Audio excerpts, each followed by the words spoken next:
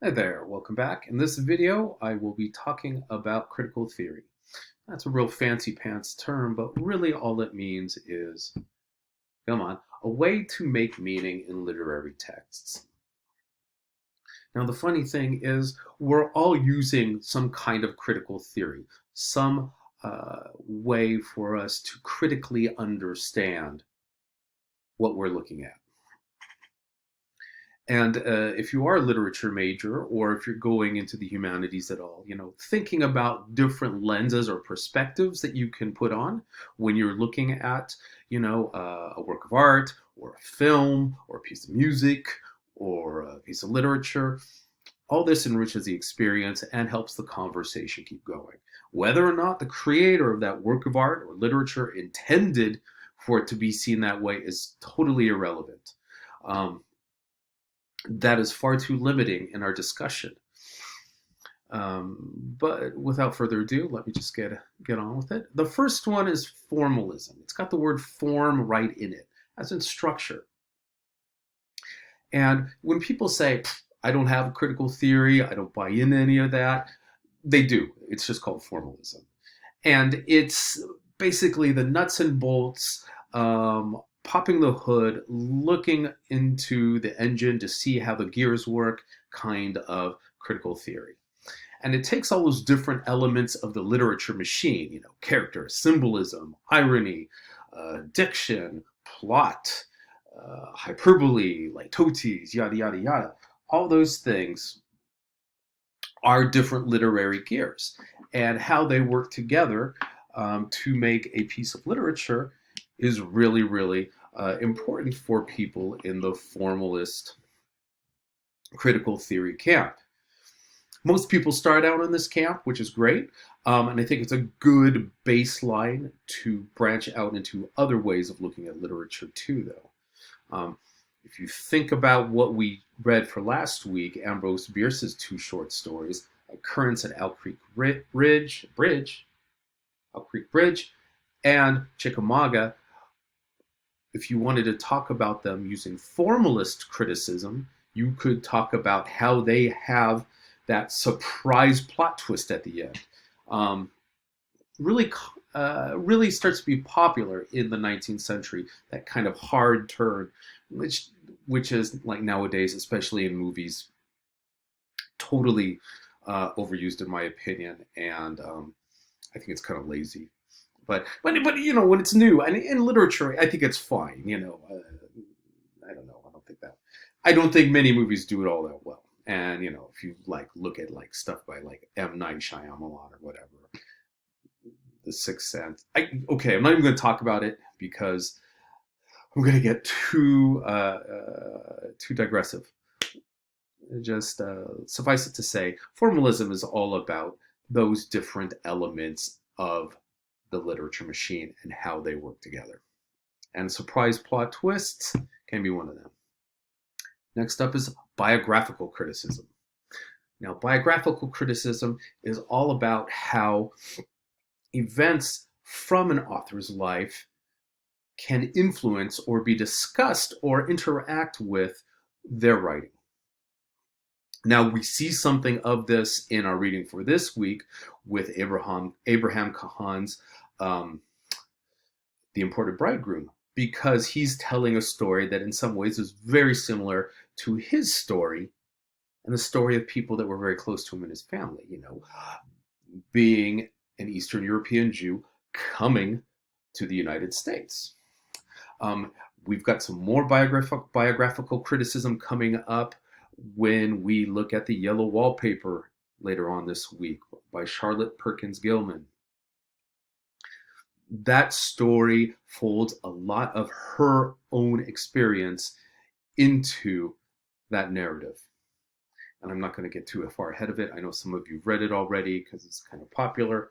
I don't want to really call it crowd pleaser. It's a very harrowing story, but nonetheless, it's about the way the elements can seep either directly or indirectly from a person's life into their work of art or their work of literature.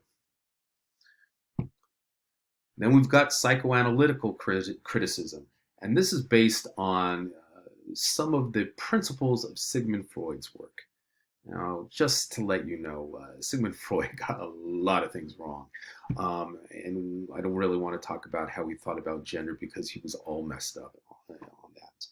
But what we can get from him is the idea, and from psychoanalysis in general, and there are people that came after him that were much better at this than he was. It's about how the unconscious, that means things below your conscious level of understanding, things like life experiences and relationships, can influence the author's writing, maybe without them even knowing it. There's also the way of doing psychoanalytic criticism, where you think about what the unconscious of the characters are, and why they might be doing some action or not. If you've ever said something that you didn't mean to say and you felt totally embarrassed afterwards, that's part of psychoanalytic criticism too. We call that a Freudian slip, right? One time when I was at a department store buying something, and this person who was about my age was helping me. This is like when I was in high school. And she gave me the bag and she said, "Thank you very much." And I said, "I love you very much," which I didn't mean to say, but I said anyway. That's a Freudian slip. That's a principle we could take into a psychoanalytic critique of a work of literature. Let's keep it out of my life. But some people do actually go to psychoanalysts to help unpack this unconscious narrative. And, like I said, it's based on Freud's notions of the unconscious and the conscious. Ego, id, and superego are also ideas that are really woven in there. What we really need to know is the ego is the I. It's the person who is consciously aware of what they are doing. And the id is that passionate, under the surface, often inappropriate force inside all humans too. The superego is kind of like the diplomat trying to keep these other two from killing each other. I got a cool little picture coming up of it. Like I said before, this could go so deep, but what I really want you to get out of this is that there's a conscious level, your thoughts and perceptions. Hey, I know I'm thinking this. I know I'm making a video right now. There's a preconscious level, and that's stuff that you could dig up really fast if you just think about it.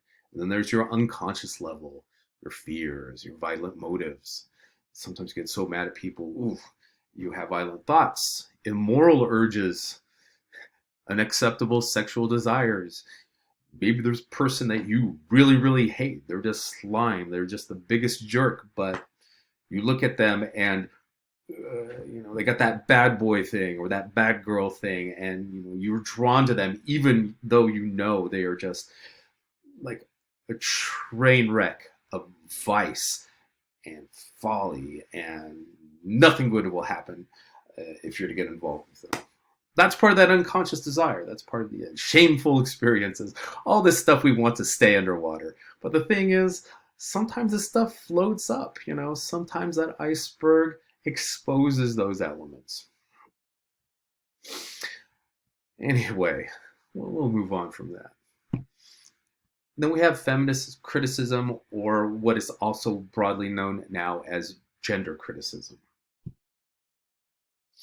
And this is when we look at how social and economic forces influence writing by women, or about gender relations in general. The relationship between men and women and society and power structure. Gender criticism can also include trans criticism for people that are non-binary. Queer criticism and queer theory can talk about the relationship of orientation to a work of literature or work of art. So it is a growing and very diverse field that is only limited by how deeply and how broadly we can think about human sexual identity, human sexual expression, and human sexual orientation. Anyway, there's a lot of fascinating work going on in this field too. And then there's deconstruction. Deconstruction um, is in some ways a very challenging and abstract way of performing critical theory on a text or a film, but it can be really, really fun too. And it's really about the idea that something that you write, even though it might be a great work of literature, it ultimately contradicts itself. Its structure will collapse. There's a famous poem by William Butler Yeats called, oh my gosh, what's the name of the poem? Is it Slouching Towards Bethlehem? Okay, I can't remember it. But the two most famous lines in the poem are, "Things fall apart, the center cannot hold," and that's really what is at the core of deconstruction. No matter how beautiful or how perfect you think a piece of literature is or a piece of art, something in it is constantly gnawing away and causing it to implode. It's got contradictions that are inherent in it that challenge the conventional way of looking at it. And it seeks those hidden or suppressed ideas of a text. It shows how they are more important or central than the traditionally privileged ideas of that text. And, I can give a personal example of this. And I had a friend in grad school who said that she hated the word love because people use it so casually and they use it to mean all kinds of things. Oh man, I love Funyuns, or I love that new video by Lady Gaga or whoever, right? And so she's saying, yeah, people use it so flippantly, it doesn't really mean anything. I hate the word love. And I said, well, interestingly, hate and love really aren't all that different. I mean, the opposite of love is not hate. It's actually indifference, not caring either way. So she's putting the word love over hate, right? But then what I ended up saying was, oh, she put hate over love.